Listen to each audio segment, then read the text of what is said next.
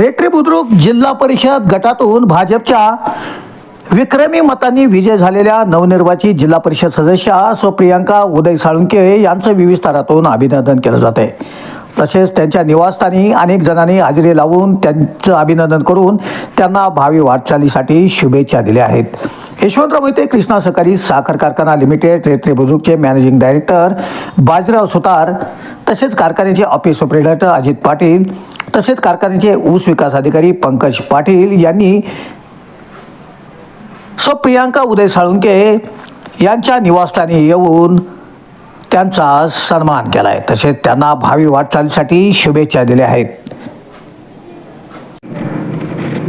यावेळी ज्येष्ठ मार्गदर्शक कुटुंब प्रमुख जयवंतराव साळुंके नाना, यशवंतराव मोहिते कृष्णा सहकारी साखर कारखाना संचालक वसंत बापू साळुंके, कराड तालुका भाजप उपाध्यक्ष विक्रमसिंह साळुंके, उपप्रादेशिक परिवहन अधिकारी उदयसिंह साळुंके, रेट्रे बुद्रुकचे सामाजिक, धार्मिक, राजकीय कार्यक्रमात सहभागी असणारे गणपती इंगळे आबा, तसेच कारखान्याचे कर्मचारी विशाल गायकवाड, हनुमंत झेले, तसेच कारखान्याचे इतर कर्मचारी यावेळी उपस्थित होते। असलम मुल्ला, कराड वार्तासाठी।